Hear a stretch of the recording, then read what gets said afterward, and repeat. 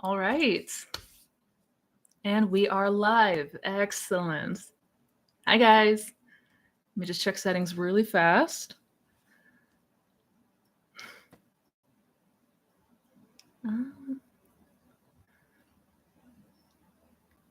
Video looks good. Audio looks good. Is sound okay for everybody?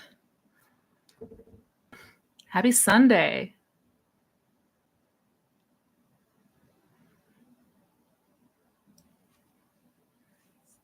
You can hear me? Awesome. Hello, Northwest Wind. Hello.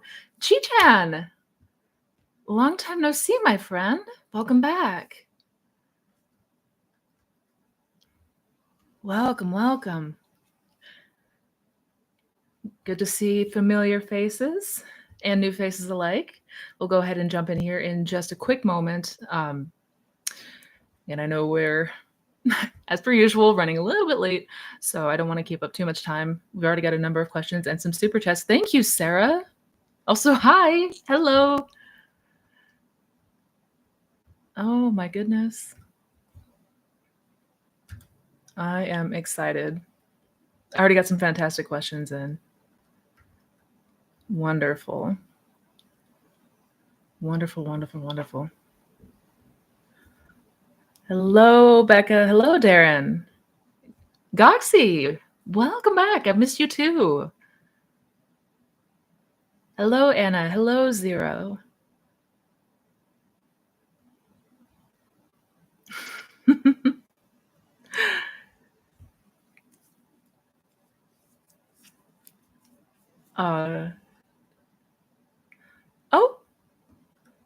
Oh, you did. Oh, thank you, Milan Pop. I'm so sorry.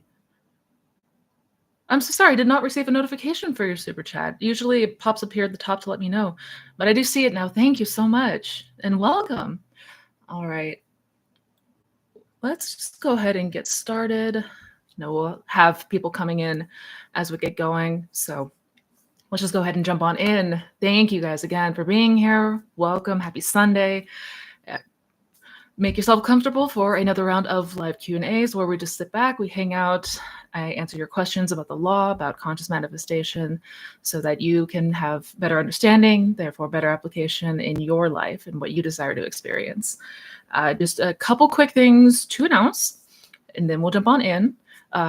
Number one, I do have a special going right now for the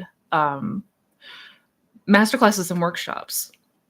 There is, and of course, being the crazy morning that it is, I believe I forgot to update the description box, but I will be updating that as soon as the live is over. But there is 35% off right now, all of my courses, masterclasses, workshops, workshop bundle. Tomorrow's my husband and I have 1 year's anniversary, so just felt it would be fitting. Plus, I had a couple people reach out asking if I was going to be doing a special again. So till tomorrow night, till Monday night at 11:59 p.m. You can go ahead if you want to get your hands on one of those. Link is down in the description. And like I said, I will be going ahead and updating that description box. So especially if you're watching this after the fact, that discount code will be there. Was there anything else? Waitlist. One-on-one coaching is opening up. The waitlist is going to be opening up later this week. So if you are interested in working together, you can go ahead and check down in the description box. Make sure you are on that waitlist, and you will be receiving notification as soon as those doors are opening. If you want more information about any of that, you can also check down below. And with all that said, let's go ahead and jump on in.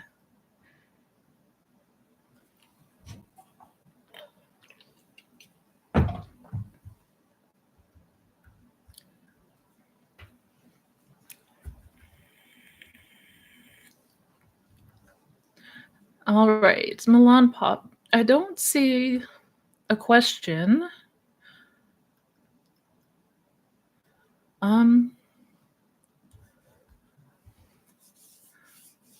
Just as a heads up, and I will be kind of reminding people as we go, if you could be so kind to make sure to copy and paste your question. If you leave a super chat, even if you left it in the chat earlier, it just is a huge help. Trying to go back through the threads can be, it can get easily lost. So just as a future heads up, thank you so much for the super chat. If you could just even copy and paste the question back in the super chat, that would be extremely helpful. But I do see your question here, so thank you again for that. Hi, Missy. How to manifest new people out of thin air? And what are your thoughts on going to the gym slash working out if imagination creates reality? Thank you. What are your thoughts on going to the um I'm a little confused on what you mean by the last part. My apologies. But how to manifest people out of out of thin air? Do you mean like literally speaking, like wave a wand and somebody magically appears, or do you mean like expediting somebody that you may know or anything like that? I'm not quite sure which one you meant there. But regardless, we manifest everything the same way, same exact way. It's all stemming from imagination. Everything you can see, view your imagination as the doorway to creation. Like it is literally the doorway to any state of consciousness that you could possibly experience. That's kind of how we want to start to look at it, how we want to start reconditioning. Because growing up, for most of us, we were taught that imagination is sort of our little fantasy land and it's not real and all of that. No, no, no. It's imagination is the doorway. It's the gateway to reality. It is reality. So we manifest anything and everything the same exact way. It's through imagination, and specifically we manifest unconsciously what we naturally believe and assume to be true. Like in the simplest terms, it's whatever we are assuming and believing. The aspects of your self-concept. So as far as doing anything like miraculous and waving that magic wand, is it possible to do? Technically, yes. But to the degree of conviction, that's going to be kind of the caveat. But yeah, we go about this in the same way that we would manifest literally anything. And the second part of your question, what are your thoughts on going to the gym slash working out if imagination creates reality? What I think you meant, if I'm misunderstanding or if I'm off, just let me know. But why do we have to go to the gym if imagination creates reality? Like if we wanted to lose weight or change our appearance, why? I mean, the shorter answer is we don't have to do anything as far as the 3D is concerned. We don't. We don't have to take any kind of action out in the 3D in order to get something. We're just conditioned to think that way and to act that way. We're all very conditioned to, like, if I want something, I'm going to have to take these actions to get it. So the same, of course, goes for going to the gym and working out, right? So do you have to go the gym route if you want to change your appearance? Not necessarily. In my personal experience, when I was manifesting and focusing on better health, I noticed that when I was imagining, when I was sort of reconditioning some of the conceptions that I had around health, I naturally started to want to eat better foods. Like I had a craving. I started getting cravings for fruits and vegetables and snacks that were healthier and more grazing throughout the day instead of loading up on a bunch of junk food. And I actually naturally started to have the desire to be more active, right? It wasn't something that I was like consciously and deliberately doing, but that's in the way that things were kind of changing for me, right? That's how the 3D was conforming to what I was embodying, what I was imagining, right? So that's one example as to how things can sort of unfold for us. But again, if I'm misunderstanding the question, let me know.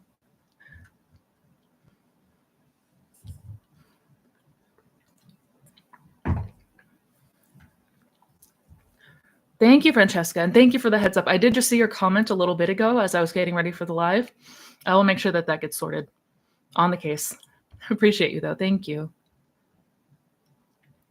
Thank you, Sarah. Thank you. Thank you. I'm back to acupuncture. Yesterday was a huge emotional release. Have you / anyone you know experienced breakthroughs in manifesting through acupuncture? Good question. I personally have not as I have had acupuncture and I have experienced like a shift in how I was feeling. I definitely felt similar to what you're describing, that release, almost like a dam burst or something shifted within me with acupuncture, and it felt amazing. But I'm trying to think if it was in correlation to anything that I was deliberately manifesting at the time.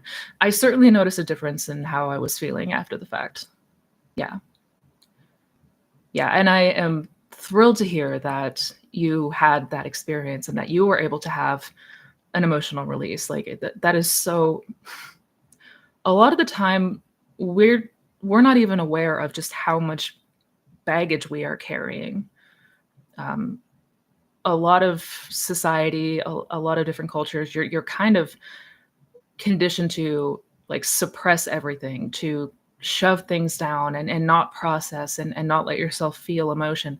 Um, so that huge release is, I mean, the greatest feeling in the world. So I am thrilled to hear that that was the case for you. And I mean, no question, it's going to help. It's going to be beneficial in regard to what you are aiming to do as far as maintaining a state of consciousness that is more ideal. Yeah. Yeah.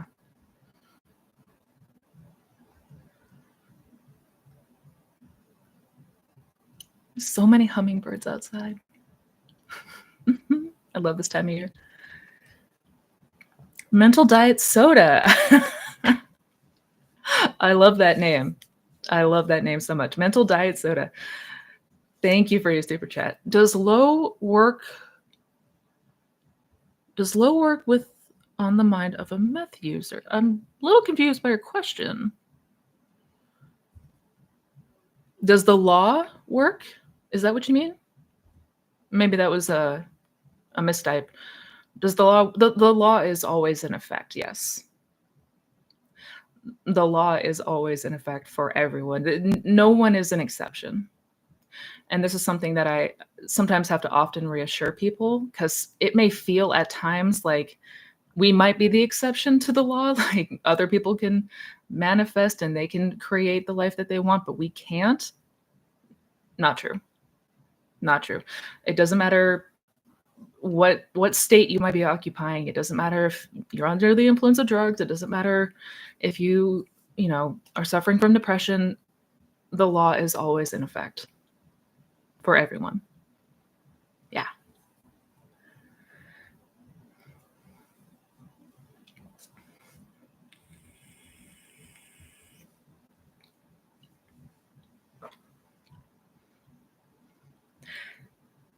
Thank you, Emil. Thank you, thank you, thank you. Hi, Missy. I thought I was in the Sabbath, but then I kind of fell out as time elapsed. Is it normal to waver here and there while in the Sabbath state? Good question. I mean, the short answer is yeah, yeah. We can still have human moments if that's what you mean. Like if we have a bad day, like can we have a bad day in the Sabbath? Yeah. Yeah, basically. And I am coming out with a video soon about the Sabbath because I do think that there's a lot of confusion around like how to tell if we are in fact in the Sabbath. Um, yeah. So keep eyes for that video.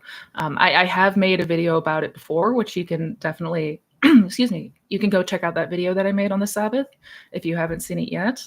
But I think going more into detail about how to know you are in fact in the Sabbath, because from talking to people, I think a lot of people are under the presumption that Sabbath equals high vibe state. Like Sabbath equals being happy, being in a good mood.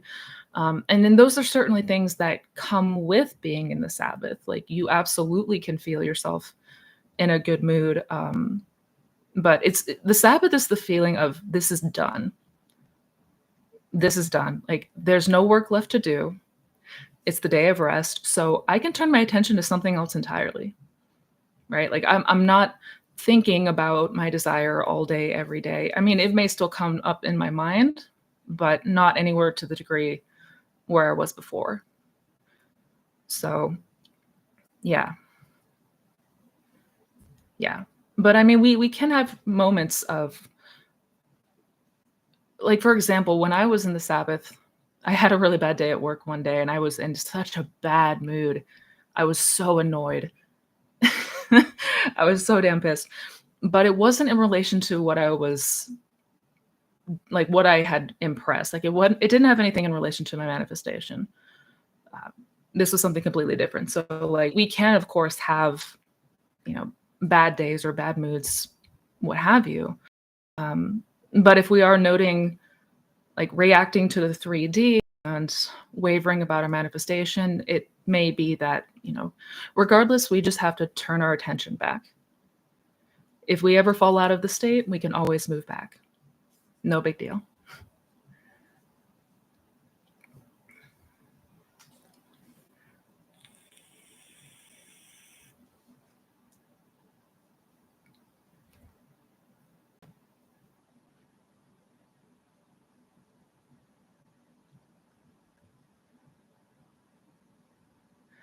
Thank you so much, guys. Thank you, thank you, thank you.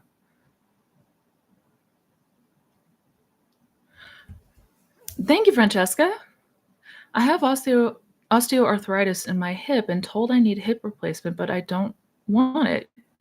Can I manifest pain to be gone? Should I revise the diagnosis? I mean, absolutely you can. I mean, can we heal ourselves by use of the law? Absolutely. Absolutely.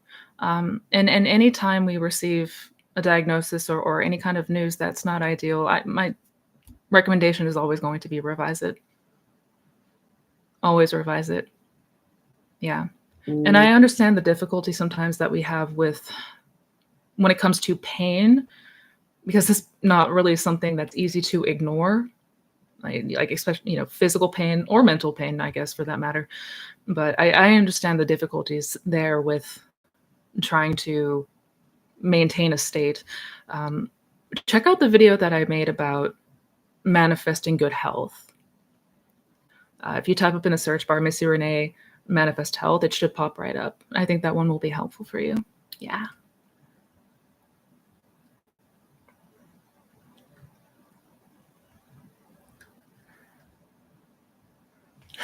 John, welcome, sir. Thoughts on Joseph Rodrigue saying that we can easily release identification to limiting beliefs by adhering to a state, and that an improvement in self-concept is actually an ongoing BBL. Me equals meh. Thoughts on we can easily release identification to limiting beliefs by adhering to a state, and that an improvement in self-concept is actually an ongoing BBL. We definitely can release identification to limiting beliefs by adhering to a new state. But the easily part, I mean, that may be a bit subjective. Basically, when we are occupying a new state of consciousness, when we are going to the end, basically, when we're continuing to use our imagination to go to the end, occupy a new state of consciousness, that is how we remove limiting beliefs, so to speak. I mean, because if say, for example, I always had the belief that people can't be trusted, or that, people always wind up hurting me.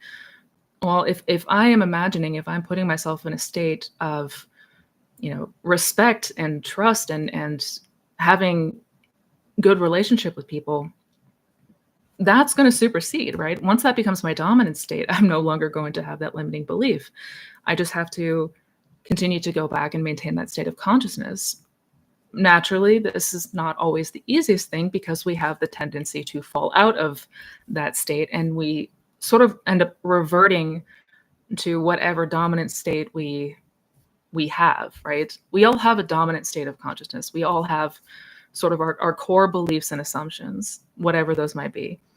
And we can move into a new state but we tend to gravitate toward what is most familiar, right? So it's a lot of going back to and redirecting. That's what the whole persistence thing is about. We are persisting in going back to that new state of consciousness until that one becomes the dominant, until that one becomes natural to us. Um, so again, may not always be easy depending on where you are, how much degree of resistance you have to the desired state, um, or if you resonate with it more. But we do release identification to an old state by occupying a new one. I hope all that made sense. An improvement in self-concept is actually ongoing BBL. I mean, yes, you are going to notice. I mean, naturally, you're going to notice a change in how you feel the more you continue to occupy a new state. But I'm not quite sure what he meant by that last part, if I'm being totally honest. Good question, though.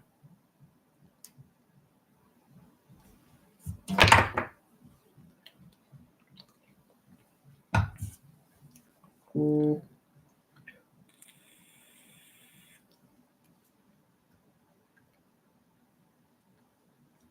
All right.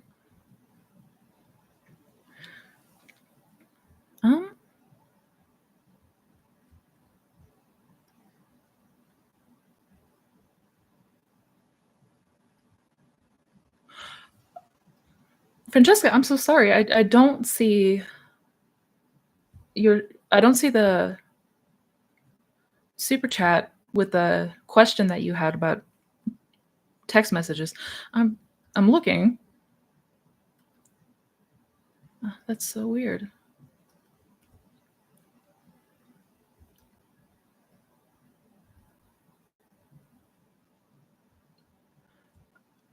I am so sorry about that. Would you mind maybe typing out the question again? My apologies. You don't have to send another super chat. Just if you want to retype the question, because I unfortunately do not see it anywhere. So much appreciated. Hi, Missy. I've been trying to remove something from the 3D, but instead it's getting worse every time. How do I fix and ignore what SP says? Feel hopeless. Yeah. I know that this is, without question, one of the more difficult things that we deal with on this journey. Ignoring the 3D, basically. How do you fix it and ignore what SP says? I mean, we have to start by practicing taking our attention away from it. The only way to remove something from the 3D is to take our attention away from it.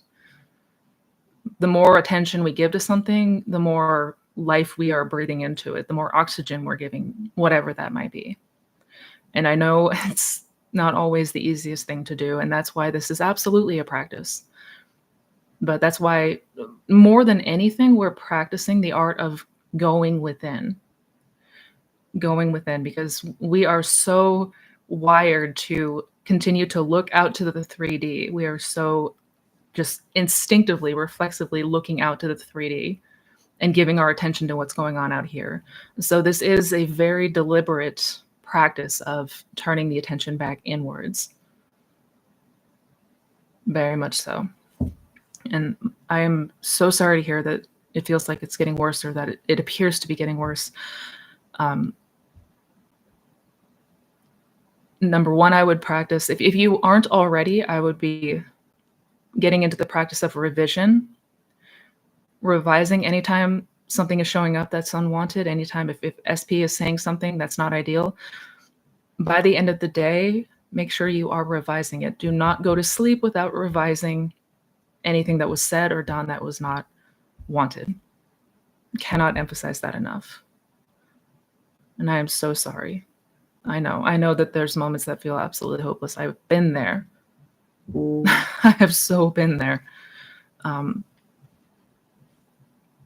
this is why we are told to practice changing the self. Like, the focus and attention always needs to be on the self, not what's going on out here. Yeah. Thank you, Tam. Thank you, thank you. What do I do during the day aside from sats? Good question. What do? You mean in terms of your desire, in terms of what you're aiming to manifest? I mean, there's nothing you have to do. I, I mean, other than observation, I would recommend just keeping an eye on our mental diet, really observing ourselves objectively without judgment, without trying to swat anything away, just seeing what reactions are coming up for you, seeing what thoughts are coming up for you. Basically, we're noting to see if there's any change in ourself in the day to day. And that doesn't mean that we need to like obsessively watch every thought that comes through our mind, but we do want to continue to practice getting more deliberate with checking in with ourselves through self-observation. But other than that, this really isn't about doing a bunch of things. That's how we're programmed, but yeah, nothing really to do. Mm-mm.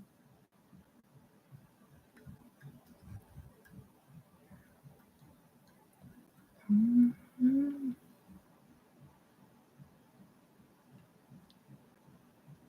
Let me see here. Make sure I don't miss anybody. Thank you again, Mental Diet Soda. I love your username so much. SP is not who I thought he was.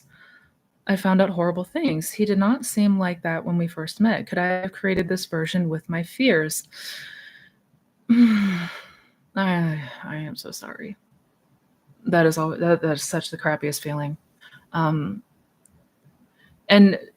I mean, to be abundantly clear and very straightforward, yes, we are creating everything in our 3D. Usually, it's unconscious. The vast majority, I mean, practically everything that we have been doing has been unconsciously, right? But especially if you have had a lot of fears, if you've noted a lot of fears, and you started to see the 3D shape those fears, that's why.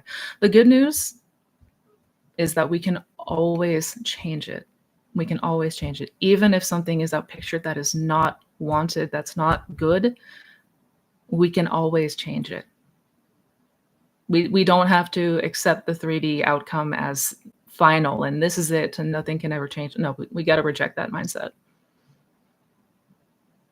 So nonetheless, I would continue to imagine, like keep the attention fixed on whatever it is that you want to experience in 3D. Whatever you want to experience in 3D, experience it in your imagination and go there. Continue to do so.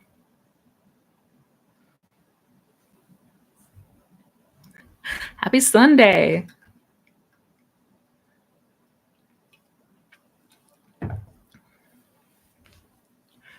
Thank you, Travis. Thank you, thank you. And welcome. If I'm not sure if it's your first time or if you've been here before, but either way, thank you and appreciate you. What are your thoughts on doing shadow work? Good question. And I understand the concept of shadow work, but for myself, that pretty much equates to revision, right?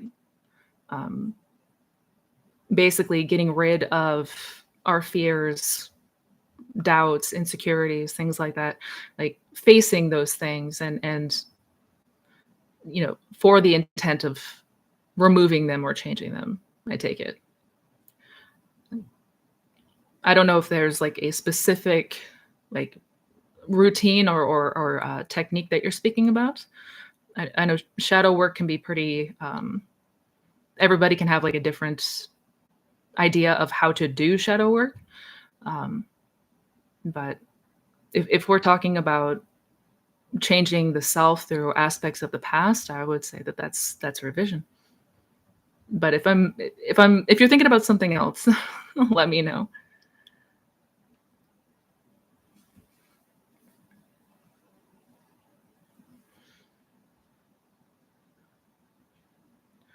But to be abundantly clear, I just remember this. To be abundantly clear, we don't have to do a bunch of like rituals or methods in order to like all we need to really do is go to the end. If we're being as like simple and straightforward as possible, all that is actually required from us is go to the end in imagination.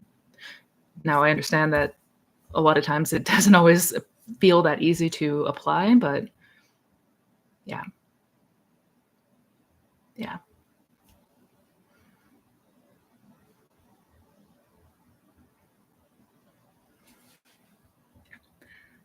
I am having a lovely day. I hope you are too. Thank you.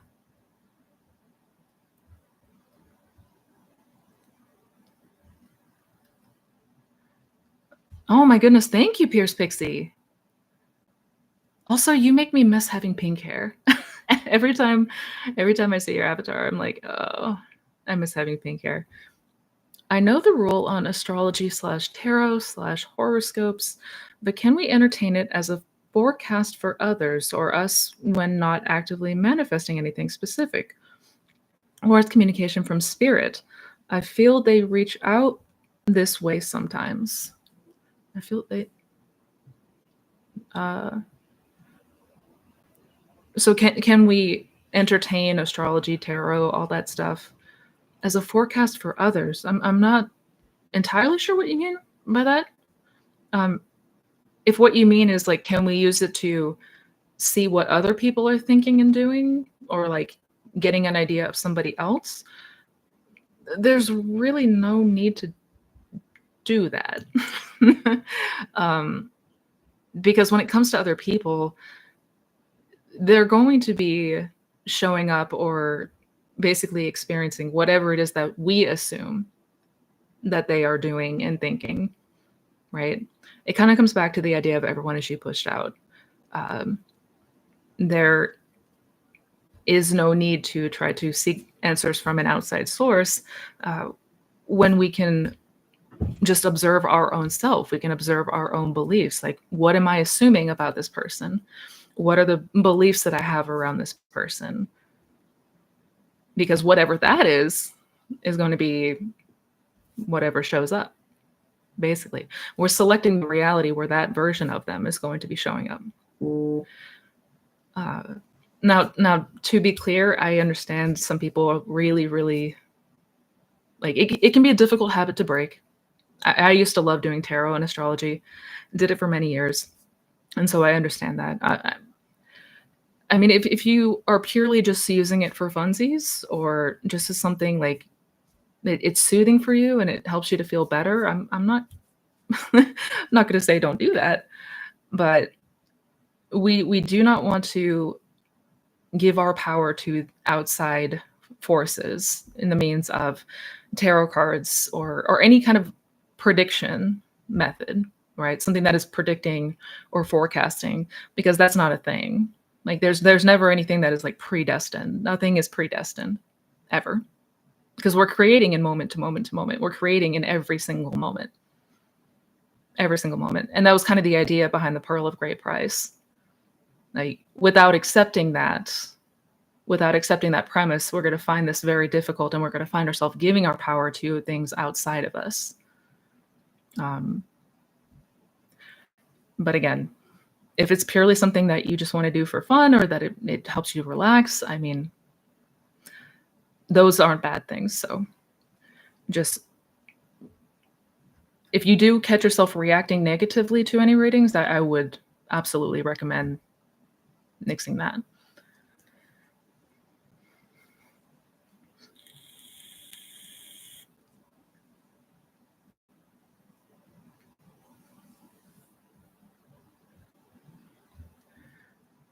Thank you, Pure Energy. Thank you. Where did I don't know if you had a question.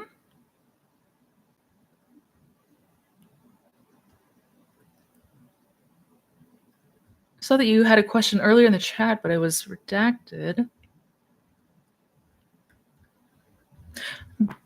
Pure energy, if you can do me a huge favor and retype your question, that would be super, super helpful because I don't want that to be missed. But thank you. Oh, I see it. Oh, you just posted it. Thank you. If we're in no contact with SP, how would we revise? Script that I talk to him at the end of the day, or script as if I'm married to him and go to the end? Good question. So, what should we revise at the end of the day when it comes to our SP? I mean,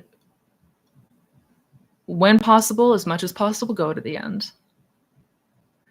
Ideally, we want to be going to the place. We want to be going beyond the end to something that implies that we already have our desire, ideally. I understand that there can be there could be some resistance to the idea. It could feel very unbelievable to imagine being married to somebody when perhaps you're not even in communication. So I understand that. But if nothing else, we do want to practice entertaining the desire. Like, even if it feels unrealistic, even if it feels unbelievable, do it anyways, like, because it feels good. We really want to practice getting into that mindset and not be limiting ourselves based on the 3D surroundings and based on the 3D limitations.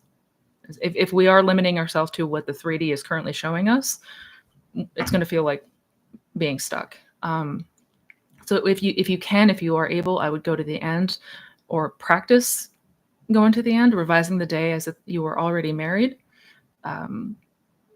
But if there is a lot of pushback and if that becomes too difficult, then imagine as if you two were in communication again, right? Going in steps is not a bad thing. But yeah, practice going to the end. If it's too difficult, go in steps.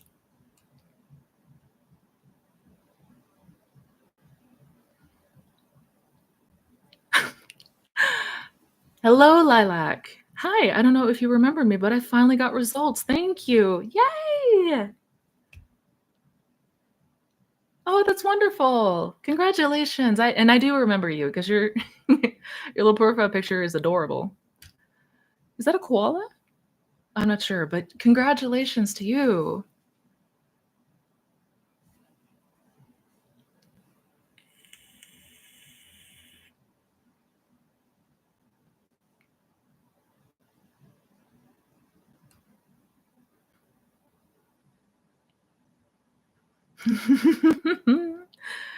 Oh my god, John. How can I regrow my hair? I'm like a boiled egg over here. Sir, I'm gonna need you to stop talking to yourself like that. Oh god. I mean, in all seriousness, I'm not quite sure the best way that you imagine or what way of imagining resonates more with you. But, like, for example, I love having inner conversations. I love conversations with people in imagination, or I'll even imagine myself like eavesdropping, like two people talking about me and something that I accomplished, right? So if perhaps visualizing is something that doesn't come very easily or feels very difficult, um, imagine a conversation. Imagine hearing somebody say like, "Wow, how did you do that? Your hair looks amazing. What's your secret?" Just want to entertain that. We want to entertain that aspect. Like, we want to treat imagination as if it were the 3D. So whatever we are imagining needs to imply that we already have it, right? So whatever I'm imagining, as long as the implication is there that, in this case, I now have a head full of luscious, beautiful hair, and you want to imagine that until you reach that point of satisfaction or that feeling of relief, whatever that feels like for you. But it should be eliciting a response, just as it would if it were taking place in the 3D, right? I hope that makes sense. And you're not a boiled egg. Stop being mean to yourself.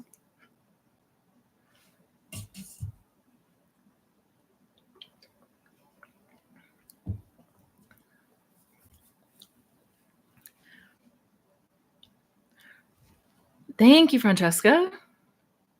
Thank you, thank you. Can I manifest SP to be more romantic in text than just an X after its message? Revision? Absolutely, we can use revision. If we're ever curious about, like, can I manifest this thing? Can I manifest, like, the answer is always yes. The answer is always going to be yes. And so if we're ever wondering, like, am I able to manifest this? Yes. Always. Always, always, always. If you can imagine it, you can experience it. Period. End of story. And I would use revision. Like, if it's something that is bothersome to you, if it's something that, you know, you want to see him showing more affection, absolutely revise. You know, whatever shows up in the 3D, revise it. 100%. Yeah.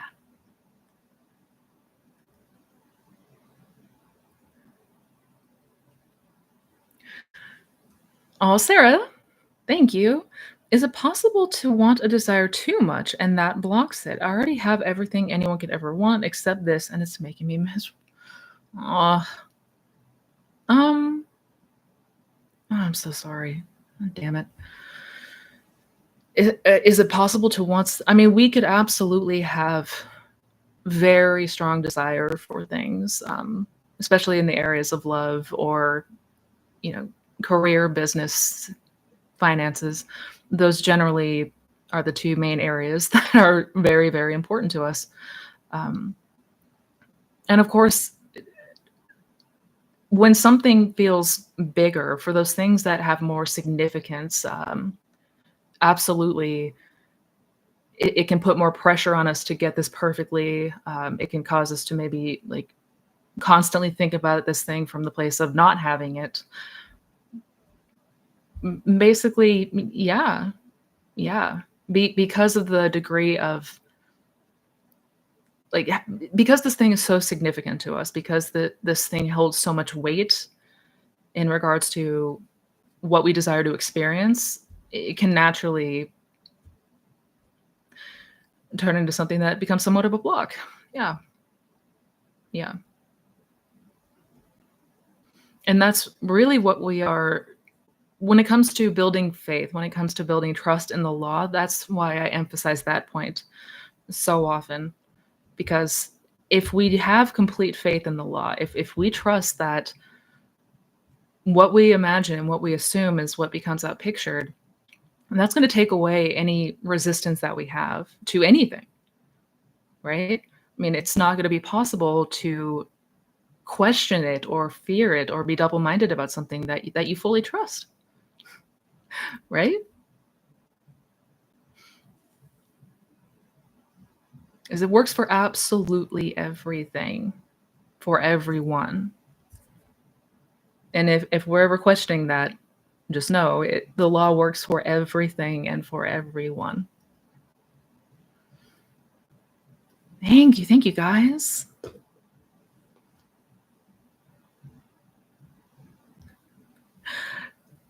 I am love. Okay, I just have to read this response really quick. I think that's awesome.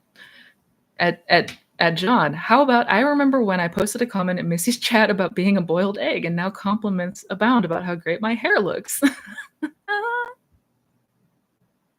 That's perfect. That's perfect.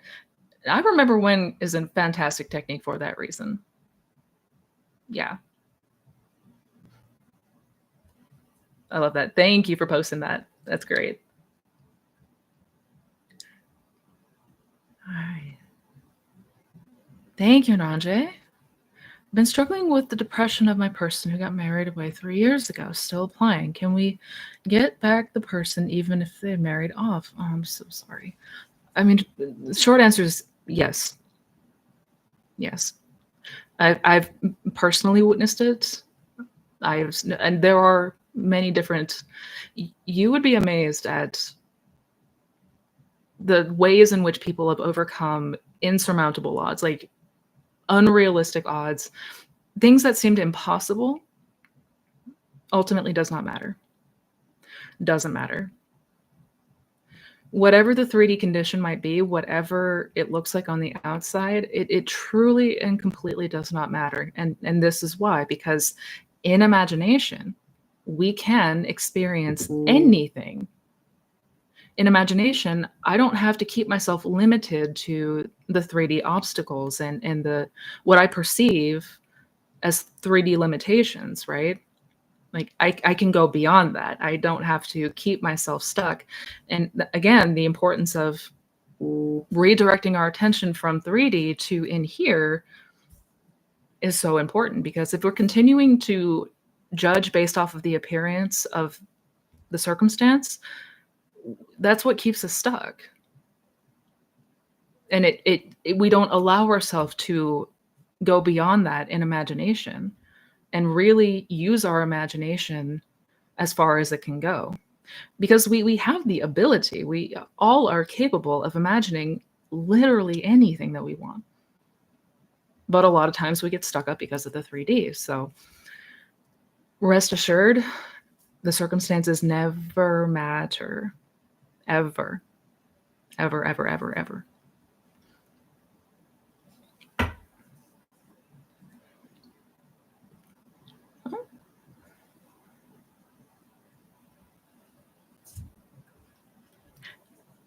Hi, Kelly. Good to see you. Missy finally had success with revision, not once but twice, and one was with SP. Yes. First off, feel free to say I told you.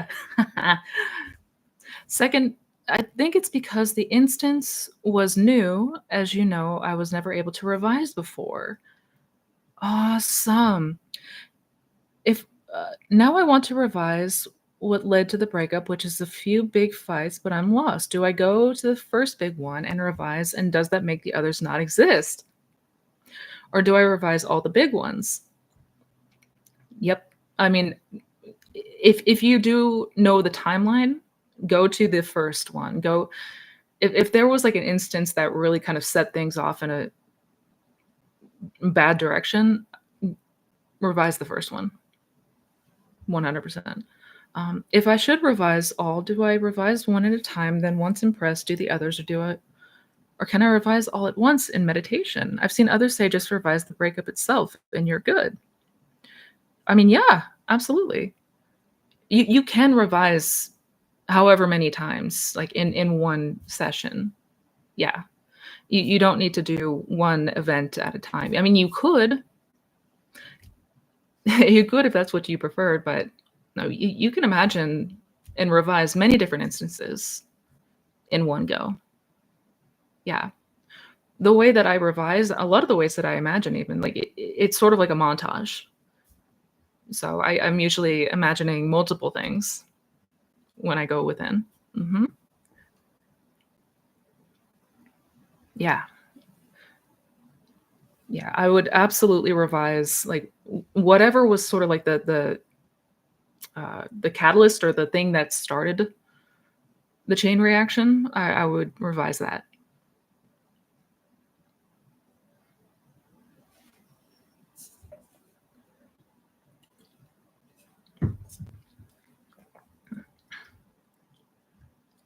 And I'm so happy to hear that, Kelly. Yay.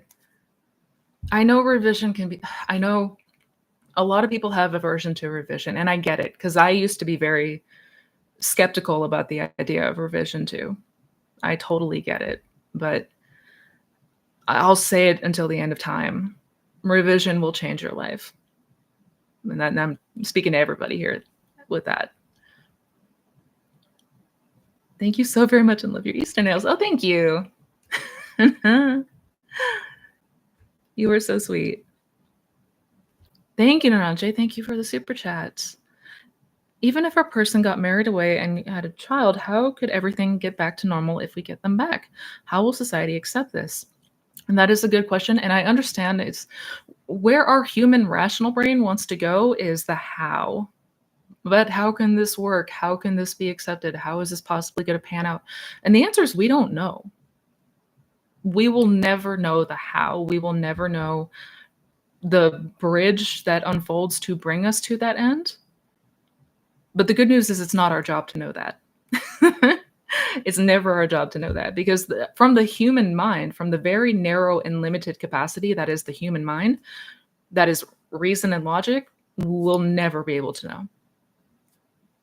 But regardless, it ultimately does not matter because if what you are assuming and imagining is what becomes outpictured, then you can assume and imagine anything, and that will be what's outpictured, bar none, end of story. But if we, and I need to do a video about reason and logic because that is the devil. It's our logic and our reason that keeps us stuck and keeps us from imagining something boldly and going where we want to go in imagination. Because logic and reason are going to say, well, how is that possible? How is that going to happen? How is society going to accept this?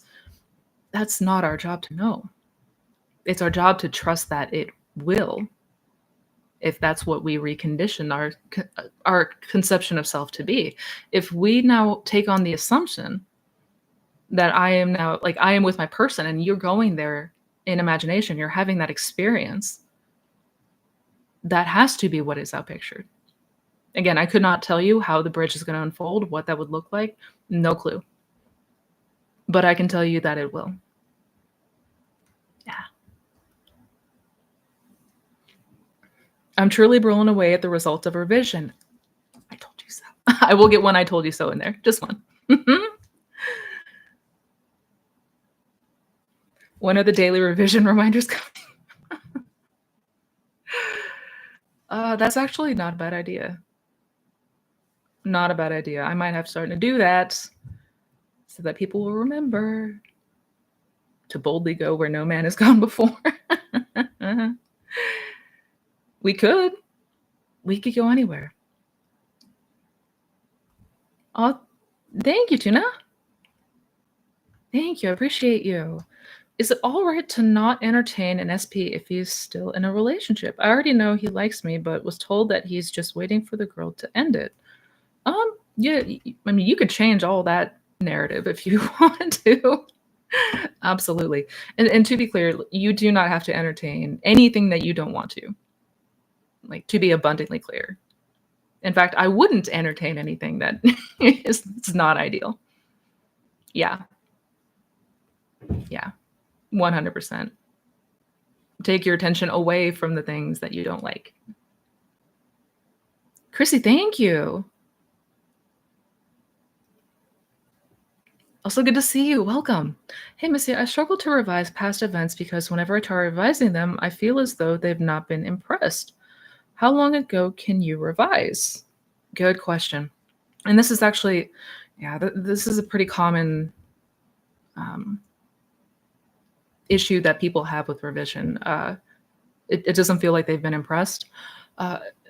Number one, if that is the case, I would make sure that you are doing a revision in SATs, like going into the hypnagogic state instead of just doing it in the day-to-day.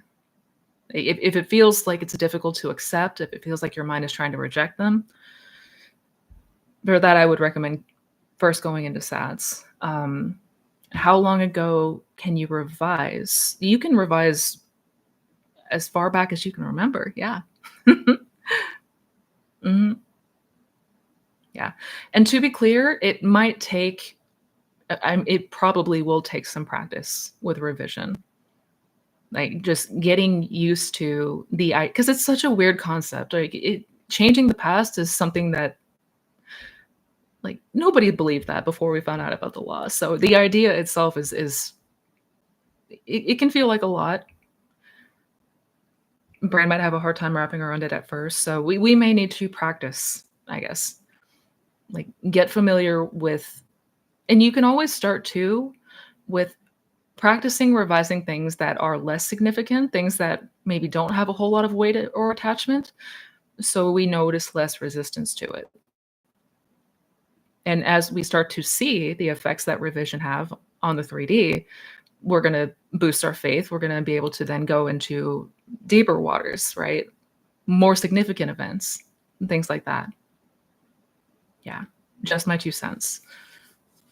Going into sats and practicing with things that maybe hold less weight to them, so there's less resistance there.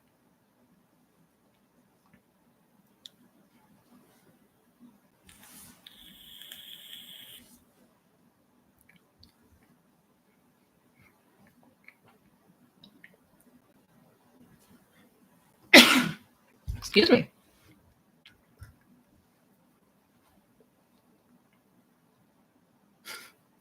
All right, going back up, making sure I didn't miss anyone really quick. Ugh.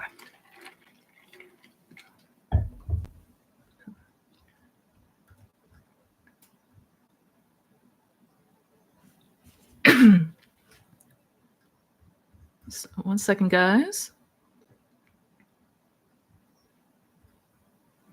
What am I missing something? I feel like I'm missing something. Just double checking.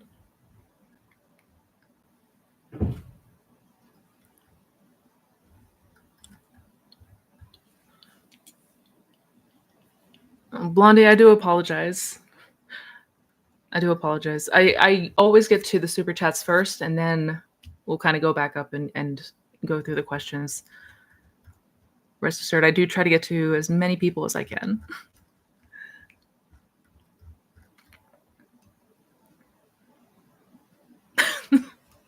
Northwest Wind with the questions that man has been asking as long as we've been here. Part 1, explain your view of existence. Why do we exist? What is truth, duality, or non-duality? Why is there suffering? What is God? What is resurrection? What happens after resurrection is finished? Awesome. I love your mind. I absolutely love your mind, Northwest Wind. You're going to go on to do amazing things. I already know. So let me preface this by saying that as the human form, my take is that we can never truly understand the scope of God and all that is and all that exists. We are far too primitive and very, very, very, very narrow in scope as far as like what we are able to perceive and comprehend. So this is just from my experiences. Okay. Just prefacing that. The reason that we are existing right now, this is God experiencing itself. You can almost think of it like if you were, think about it this way, if you were God and you are like the consciousness, like the creator of all things, everything's omnipresent, all of that, it'd get kind of boring, wouldn't it? Where's the excitement in anything? It's all things exist. I have it all.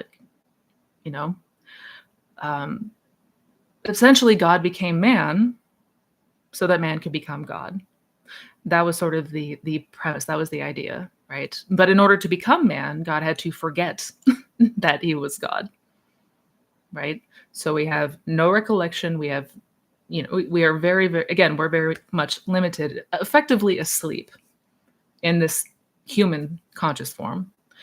And the idea is through experience, through evolution, through what we go through and what we learn and grow, how we learn and grow and evolve along the way, inevitably brings us to the state of Christ or enlightenment, whatever you want to call it, the remembering of who you really are as God. What is truth, duality, or non-duality? So I always say that Neville is sort of an introduction to non-duality, right? Basically, that there is no separation. That any separation that we're seeing is just perception. It's just illusion. The perception of separation is illusion. It's not a real thing. Because all things exist within consciousness and are made up of consciousness, aka God. All things. So I'm very much like duality is just the illusion of that, because without duality we couldn't have this human experience, right? Simple as that. Why is there suffering? Because all states exist. Because everything that could exist does exist. And again, you could not have a human experience if it were only the good states that exist. I mean, you could, but we wouldn't be very inclined to move, right? The way that humans grow and evolve is through desiring more, right?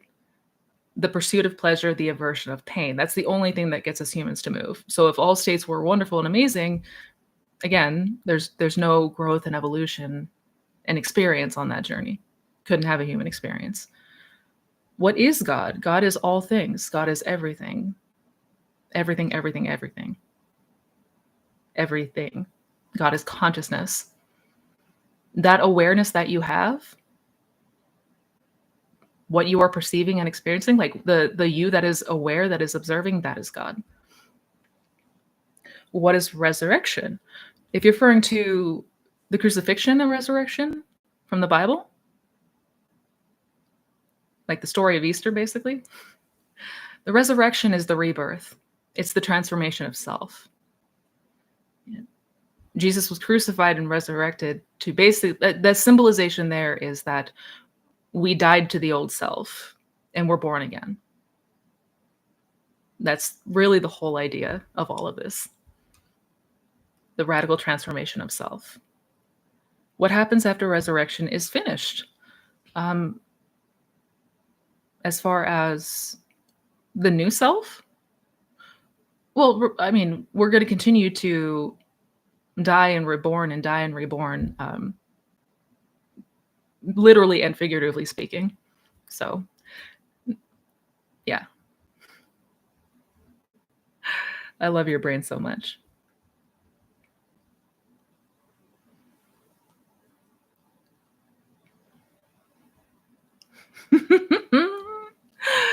Thank you, Marcia. Welcome.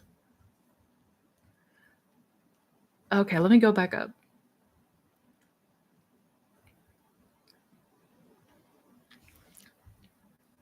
Thank you, Francesca. I see SP in 3D as friends since he broke up from me 4 months ago. Some weekends he goes for meals with family. I feel left out that I am not included as we are not together as a couple. Revision, it's 3D, but it can trigger. CSP in 3D as friends. Yeah. I know the 3D is the bane of our existence. I've got some videos coming out talking about how we can start to really detach ourselves from it, but we're incredibly conditioned to 3D circumstance. I mean, we're having this physical experience, so of course there's a lot of significance to the 3D. I mean, that doesn't really ever go away. Even after we know and understand this, there's still a lot of significance that is held to the 3D. But yeah, absolutely, I would revise. If your person's going out and they are, you know, and you're feeling left out, if you're feeling upset, you know, it may trigger feelings of abandonment. Absolutely revise that. Absolutely. And that goes for everything. Everything. Anything that shows up. The best habit that we can get into is revising our day at the end of the day. Every single day. If we do that, our life will change. Our life will radically change. I promise. Thank you, S. Thank you, thank you. What story do we pick when the old story says SP justifies their decisions? The anger at the old story is enough to knock me into a different end. I remember that feeling very well. As far as what story do we pick, it could be any story. That's the beauty of this.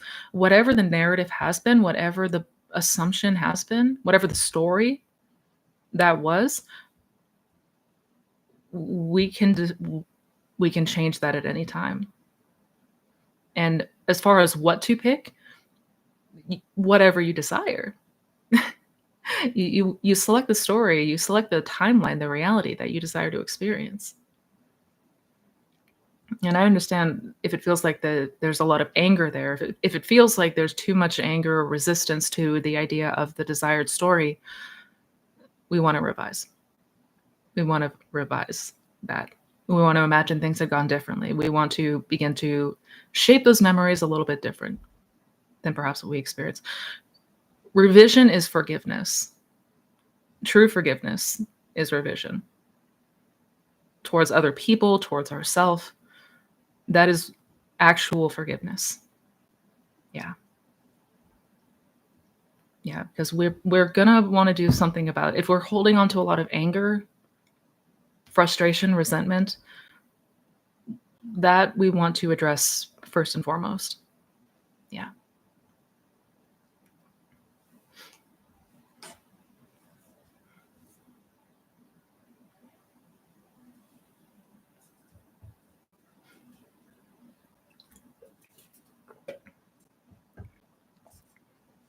Thank you, Chrisadella. Thank you, thank you. I don't know if you had a question with the super chat.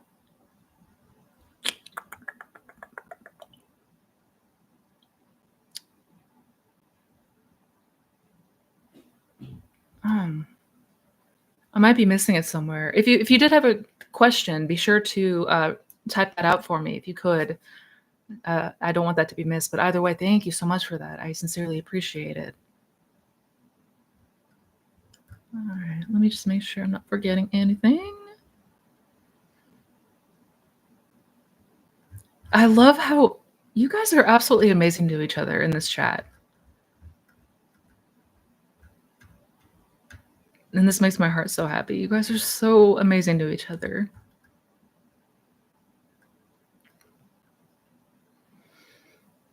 Happy Sunday on a Sunday afternoon. I hope you're doing well. Thank you, Mohammed. You as well, sir. Hey, Missy, how can we know our manifestation is working when we see no visible movement? The million-dollar question. How do we know if it's working? We'll know based on how we are feeling. We'll know based on our reactions. We'll know based on the natural thoughts that come up in our day-to-day, the natural reactions that we have to the 3D circumstance. We'll notice a change in how we feel if it's working. I mean, the law is always working, but if we are in fact making the change of self that we desire to see, that we desire to embody and experience, we will notice a change in how we are feeling and showing up in the day-to-day. So it's an internal shift that happens, not external. Which is why, again, we have to stop looking outwards. We have got to stop looking outwards. Got a video coming out about this tomorrow. Yeah, if it feels like we're waiting for the 3D to catch up to us, we need to talk.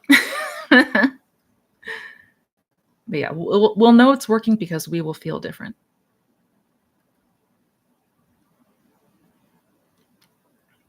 Hello from England. Hello, Jackie. Good evening.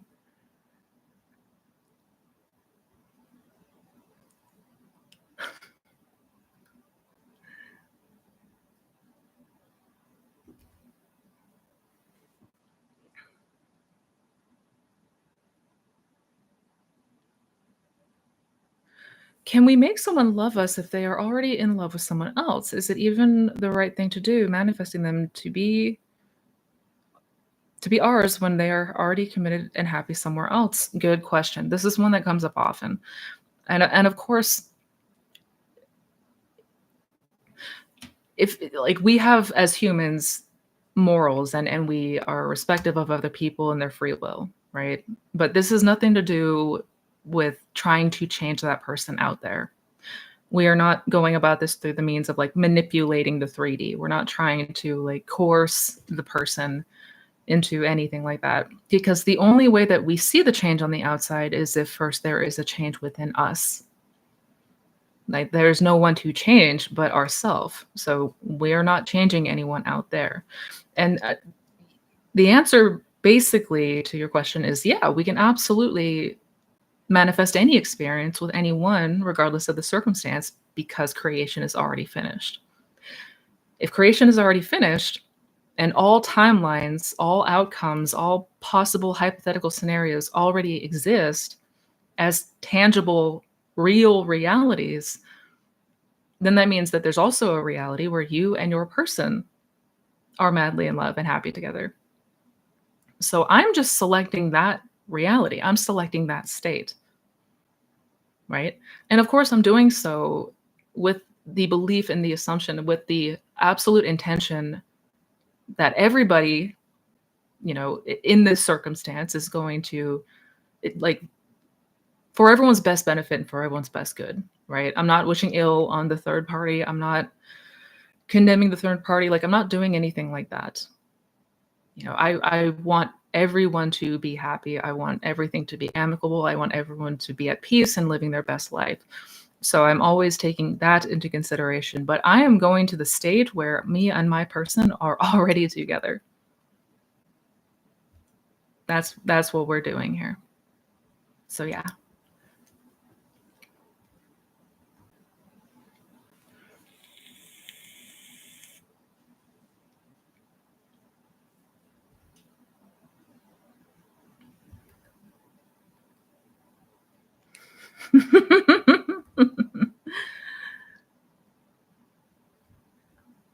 Thank you, Shaw. Thank you for the super chat. How do I know that I'm not daydreaming? Good question. Okay. Got another video coming out about this because this one I know confuses the hell out of people. So, what's the difference between a daydream and an imaginal act that actually like creates? Because daydreams probably won't. They might. Like, we may be able to see some things happen from daydreaming, but usually not. The difference is believability. If it's a daydream, we're effectively fantasizing. So we're imagining this thing, yes, but we're sort of entertaining that state. We're previewing that state, but we're not selecting it through the acceptance of the realness of that state. Basically, daydreams are going to feel false. Daydreams are going to feel like pipe dreams. They're going to feel like fantasies. We're going to come out of a daydream and be like, well, that would be so lovely, but that could never happen. An imaginal act is the selection of that reality. Like, we are accepting that what we are imagining, like what we are experiencing in that imaginal act, is just as real as how we perceive the 3D. And coming out of an imaginal act, it should feel as if that already happened. That's where the saying "it's already done" comes from, because it feels like we just experienced that thing, or we know that this thing is inevitable, right? Like, we use imaginal acts all the time for things that we don't want, and we daydream for the things that we do want, and we're learning to reverse that.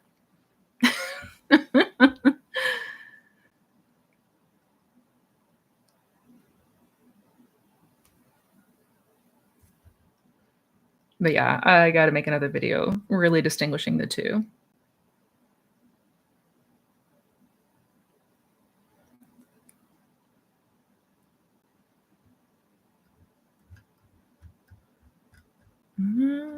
Going back up. Oh, did I miss a super chat? Oh, thank you.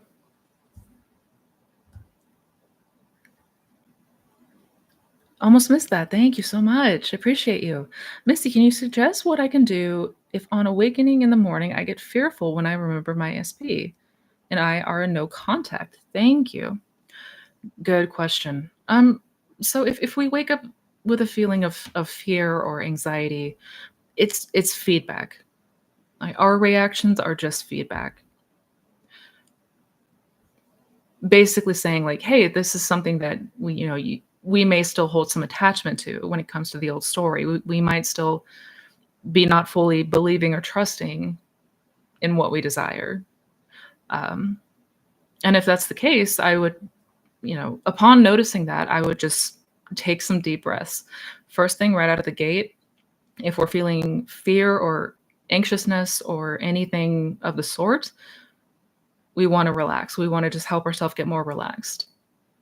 So that could be in the form of taking some deep breaths, doing some meditation, just allowing ourselves, because when we try to jump into an imaginal act from a place of tension and anxiety and fear, we're going to hit a wall of resistance. So the first thing that we have to do is first make sure we are relaxed. We want to get as relaxed as possible before traveling to that end. Yeah. Yeah.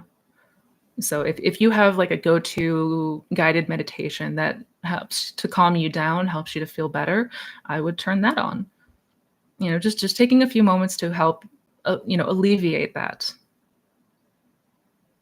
in any of the above forms, or if there's ways that you have personally that you use to combat anxiety, go ahead and utilize those. Yeah.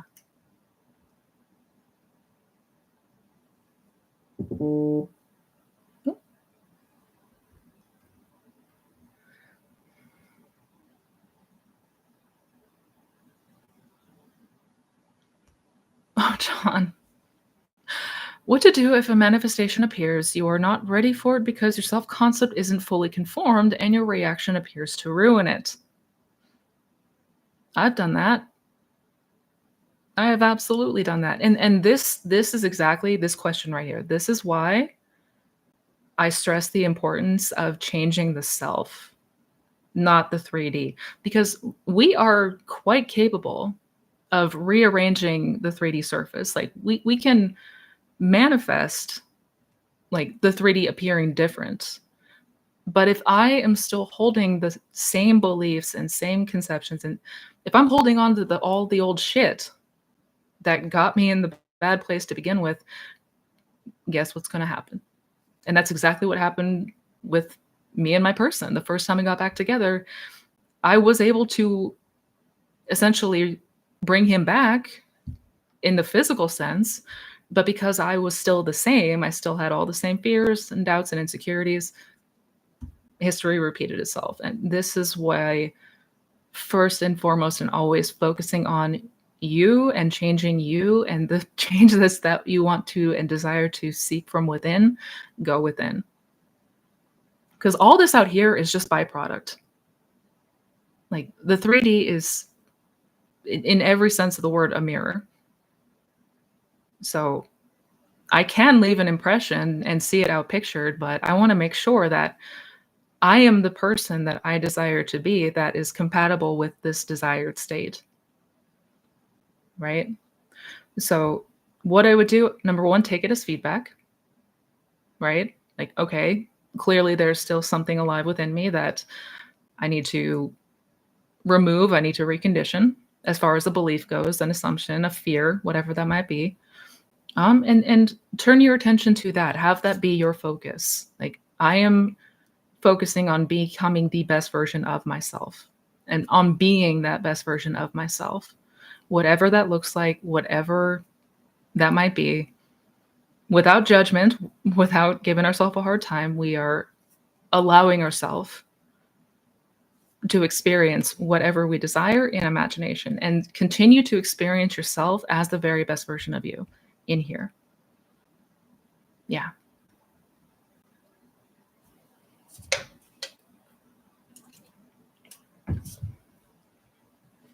Yeah. Yeah. We have to stop trying to change the outside. We gotta scrap that mentality. The outside's only gonna change when we do. Yeah. At least if we're talking about a lasting change. If we're talking about a permanent change, we have to turn the attention within.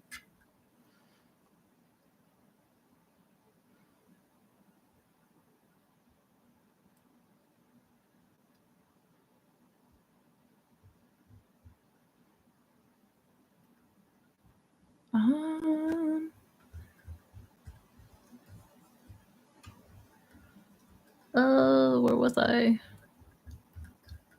Go scrolling up, slowly but surely getting there.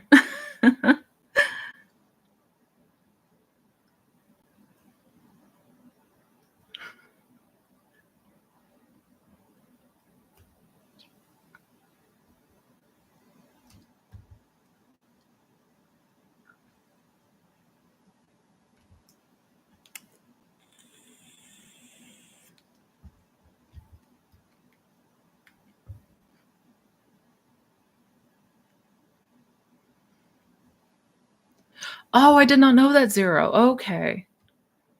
Okay, you can only attach messages to a super chat with a specific minimum amount of money. That's so dumb.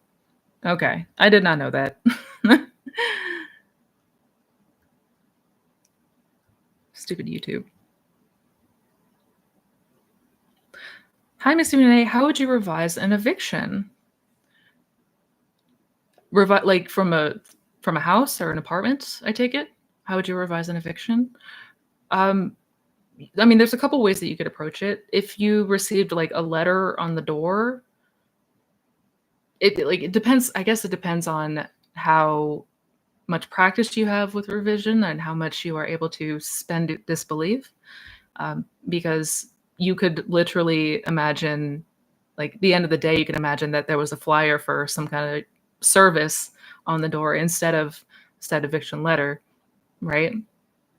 If that feels too difficult, you can always imagine that you got a call from the office saying there's been a mistake.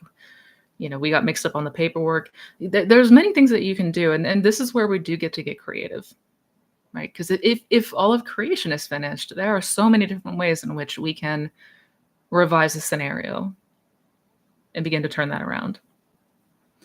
You could imagine calling the office, or if you live in an apartment, or landlord or whoever, is saying there's clearly been a mix-up because I've been paying my rent, and they say, oh yes, I could see that, my apologies, we'll get this fixed for you. So many things that we can do, but just play around with those ideas and let yourself go there completely and fully. You can also use I remember when, if that might feel a bit easier. Sometimes people have less resistance when they say, I remember when I received this eviction notice, but thankfully now everything is taken care of. I still have my place and everything is okay. Yeah. Just my 2 cents.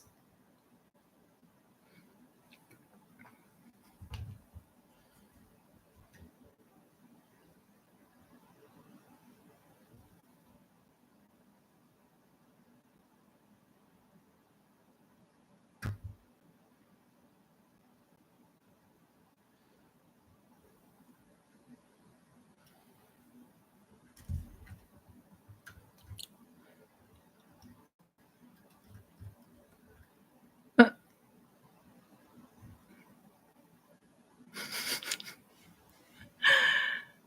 Sorry, I'm getting distracted by some of your guys' interactions. These are so amazing.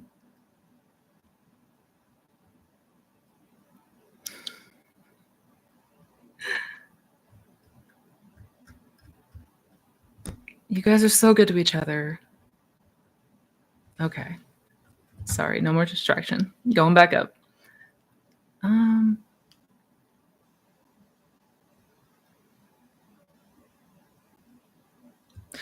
how do you truly detach from manifesting your desire like an SP? Good question. So, detachment, and I have made a video, maybe 2 videos now on detachment. Detachment isn't something that we do by like willpower.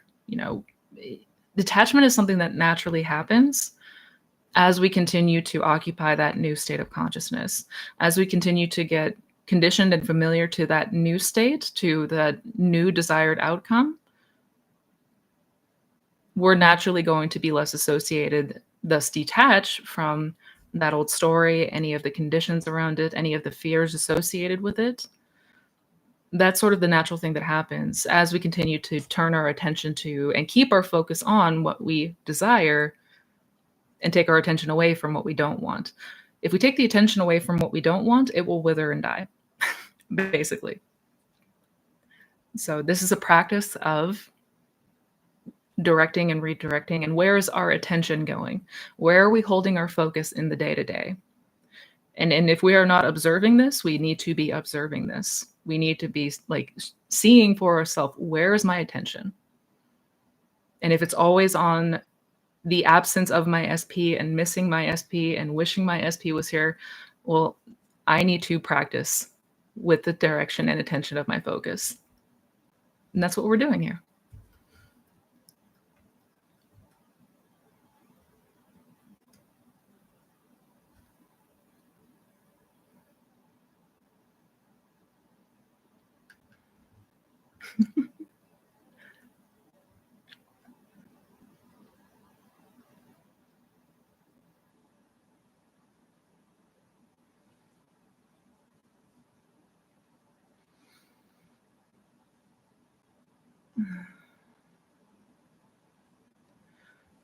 Oh, CCI, I'm so sorry. My SP is a celebrity and a narcissistic abuser, unfortunately. How can I revise him when I hate him and want to feel safe? I don't know if it's possible anymore. Yeah. Depending on the degree of, like, depending on the circumstance, I know some things are going to feel exponentially more difficult to revise than others. Of course, completely understandable. Um, I mean, to be clear, it is possible to revise anything. It is possible, but like for the things that seem bigger, for the things that seem astronomical, I know it can feel very difficult to accept that.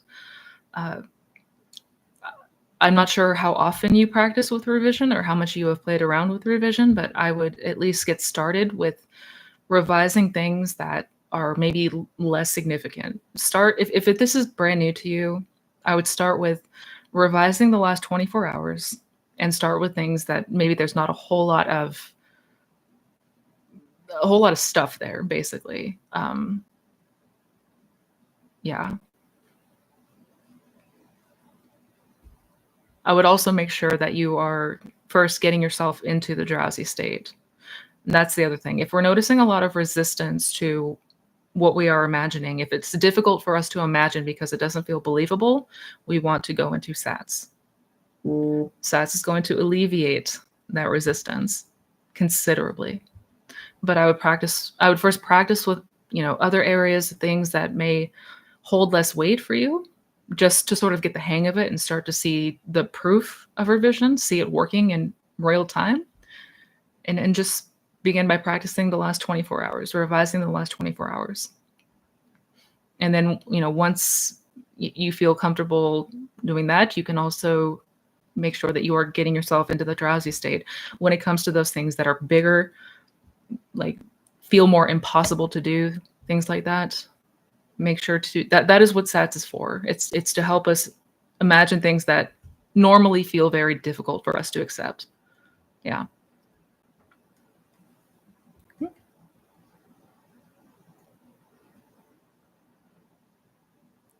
Thank you, Nina. Thank you. Hi, Missy. Any tip on how to change the belief that men manipulate to get women in bed? I never give new guys a chance because of this great fear, even though I personally haven't ever experienced this myself.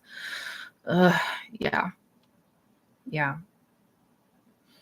So if there's a belief that we want to recondition,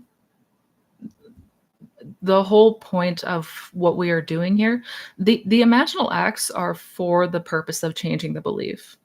It's to change the self concept, the assumptions that we have, right?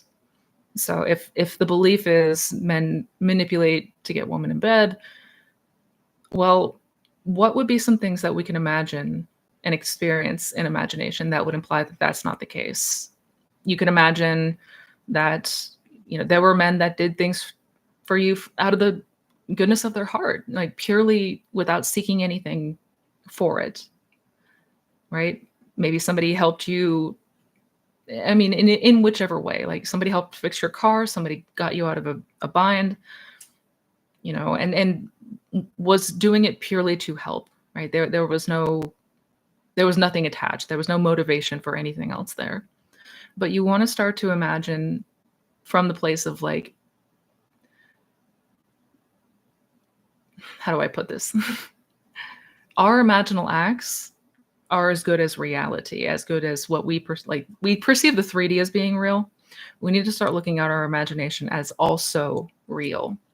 So if I were experiencing these wonderful things with men that show that they were kind-hearted, that they were always there to be of service and helpful for me, like that would become my new belief, right? If through my experience things were different, I had different experiences and encounters with men, my beliefs about them would be very different. I hope I'm making sense here. Maybe I'm getting a little bit convoluted, but basically, you want to come up with scenes, you want to come up with imaginal acts that imply that men are trustworthy, that you are safe around them, and that is how they will start to show up for you. Yeah. Hi, Mina. Hello.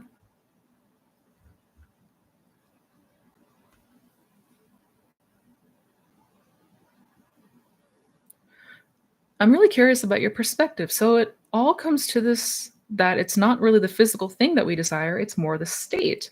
Then why do we all desire an SP? Good question. I mean, short answer is because we have this 3D experience that we're living, and our whole life we've been taught that once I have this thing in 3D, like then I will be happy, basically. Because the person makes us feel really good. The person makes us feel amazing. We enjoy our time with them. We love that person. So naturally, we desire that person because like it's the 3D representation of what we actually desire, and that is to feel loved and prioritized and cherished. But to be abundantly clear, it's always the state that we want. It's the feeling that we truly want. And that's why we're told to focus on the feeling, focus on the state, because the physical representation, the SP, the good job, whatever that is the byproduct of what we have been imagining and what we are assuming. Like that will naturally come once we change, once we have moved states. I hope that makes sense. Mhm. Yay. Oh, I know there's so many questions, there's so many great ones, and unfortunately I do have to get going soon. If I do have time this week, I think I may come on here uh, during the week and maybe do another live Q&A while I bottle feed some kittens. See, make that work.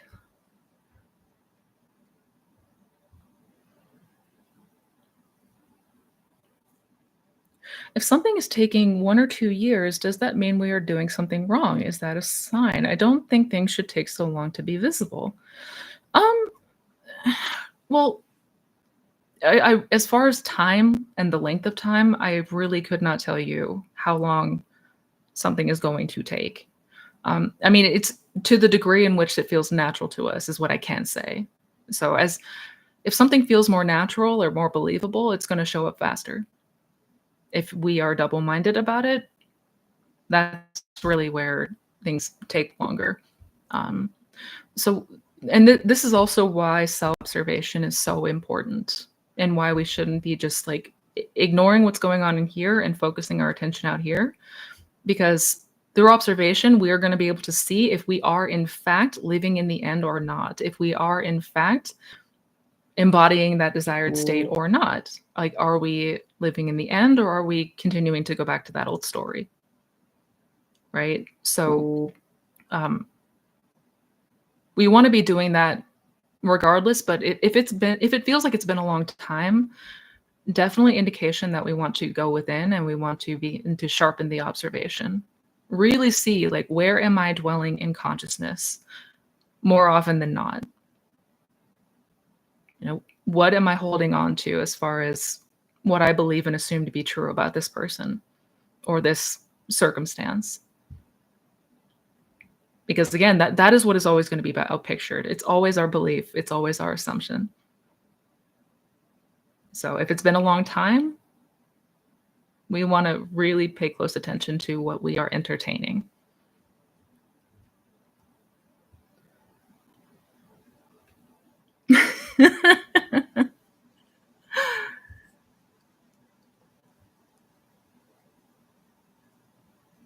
It's like as a child, you have your imagination run wild, but as an adult, it's difficult.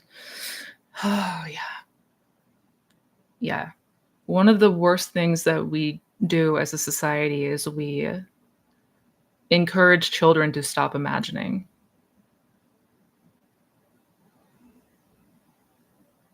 Yeah. We really start to be conditioned to the 3D real world instead of our imagination. And look at where that got us. Thank you, KK. Thank you for the super chat. Oh. Hi, Missy. What is your thought on sleep affirmations? This is attached to the super chat. Got you. No, thank you. Thank you. Thank you. Sorry. Okay. Sorry, something was weird for a second. Thought on sleep affirmations. I mean, absolutely, people have had success with them. People have reported success with them, especially if they help you to feel good as you're falling into sleep. That because that is the ideal. We want to fall asleep at night in the feeling of what we desire, feeling satisfied, feeling whatever that experience elicits, like whatever response that we desire to feel, we want to fall asleep in that. So, at peace, calm, in that state of satisfaction, in that state of knowing, like that's ideal. And if the sleep affirmations help with that, absolutely. Absolutely. Because it's never the technique that's going to like make the manifestation happen ever. They're all tools aiding us in changing how we feel and changing what we are imagining. At the end of the day, it's all us though. So we want to make sure that we are falling asleep in that desired state. And if the affirmations help with that, then chef's kiss.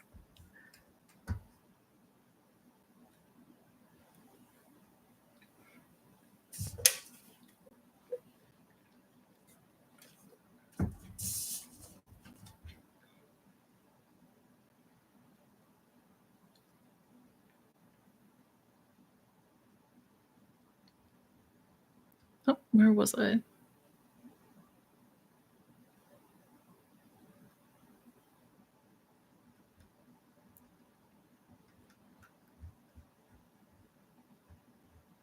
Going back up.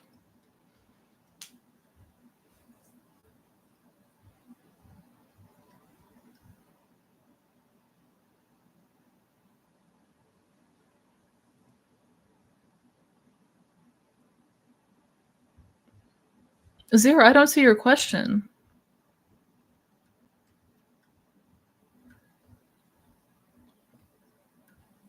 I must be missing something here. I don't see your question.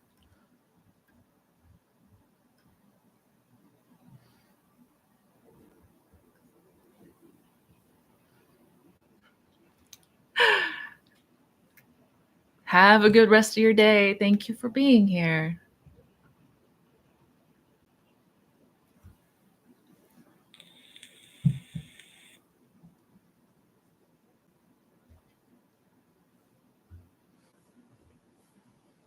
How does the mind in relation to the law work for someone with dissociative identity disorder, like conscious and subconscious mind, because beliefs can differ between identities?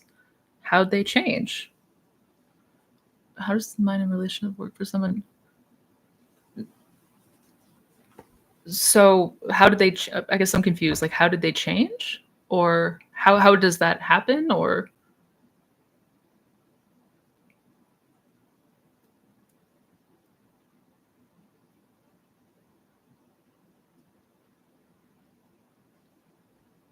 conscious, like the conscious and subconscious mind of somebody with dissociative identity, because they have two identities? Is that what you mean? Like, how does that work? I guess I'm trying to.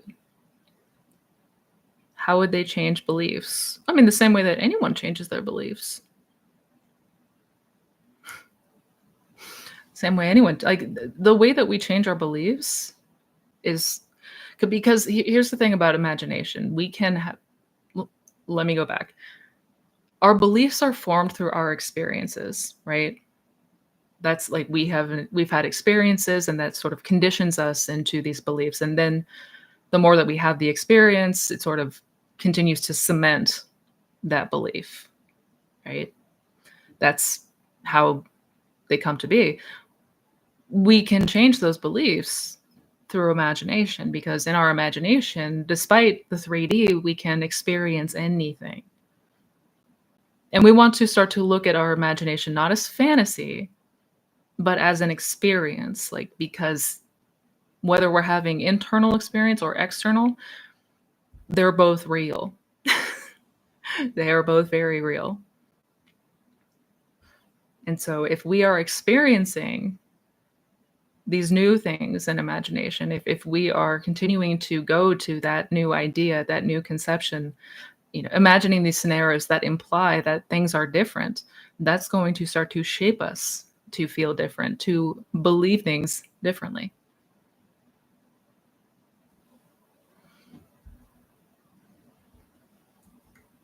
I should make a video about that.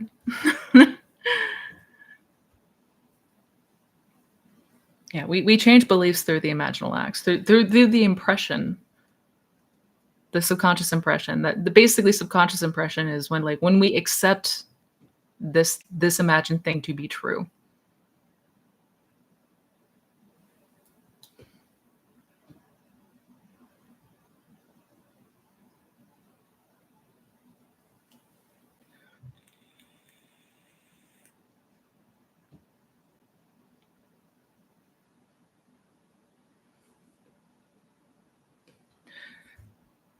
Do they still have one conscious and subconscious mind? I mean, everybody only has one subconscious mind. They may have different conscious minds because they have different identities. Your conscious mind is basically your identity, right? Like it's kind of the creative. It's the creative part of the mind. And a lot of it, of course, stems from our beliefs and assumptions, but yeah,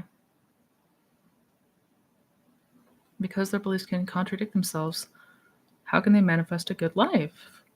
I mean, if they knew about the law, then regardless of any of that, they can make a change.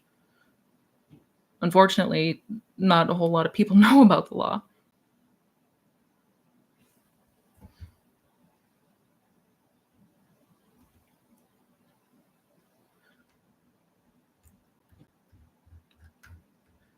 Which I am intending for that to change. This is what needs to be taught in school to children at a young age. Like, we need to foster their imagination. We need to encourage kids to continue to imagine, continue to dream boldly, not stifle them.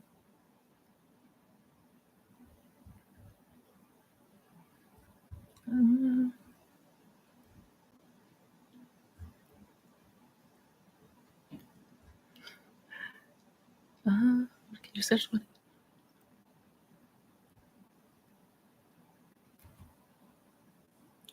Been manifesting a year for a friend, but no contact. Any tips to speed up the process? Good question. So basically, the way to manifest faster is to imagine it in a way that feels more real and natural for you. If you're noticing a lot of resistance or a lot of double-mindedness, that is why things are usually delayed. Because the time that it takes for your 3D to conform is directly proportionate to the naturalness of it, how natural it feels, how truthful or real it feels for you. So are you noticing a lot of double-mindedness? Are you noticing a lot of back and forth? I think two things that are really going to help you is, number one, continue to build your faith in the law, continue to build that trust that, yes, your imagination is your creative power and that what you imagine and assume is what is outpictured.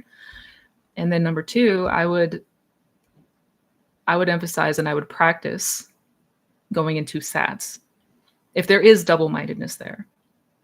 If you find yourself maybe going back and forth, like 1 minute trusting the process, the next minute a lot of doubts and fears coming up, SATs is going to help with that exponentially, because the reason for that is there's less efforting in SATs. We are more susceptible to the imagination world when we are in SATs.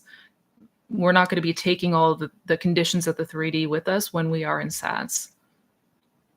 And there's actually been like a couple studies that have been done on the hypnagogic state that shows just that. We are more able to sort of disconnect from the 3D world and really immerse ourselves in the imaginal world. And it will feel more real to us. I mean, it's in part why hypnosis is successful. Yeah. But those are my 2 cents. And on that note, you guys, unfortunately, I do have to get going. Fantastic questions today. Sincerely, y'all are phenomenal. Absolutely phenomenal. Much love to every single one of you. I'm going to go feed some kittens, but I hope you have a wonderful, wonderful rest of your weekend. I do have a new video coming out tomorrow. I know it's been a minute. My apologies. Keep eyes for that. I'll post the time and date here in a little bit. Don't forget to check out the description box. I'll leave that code down below. And Sincerely, all of you take care. I hope to see you here next weekend. Much love. Bye, guys.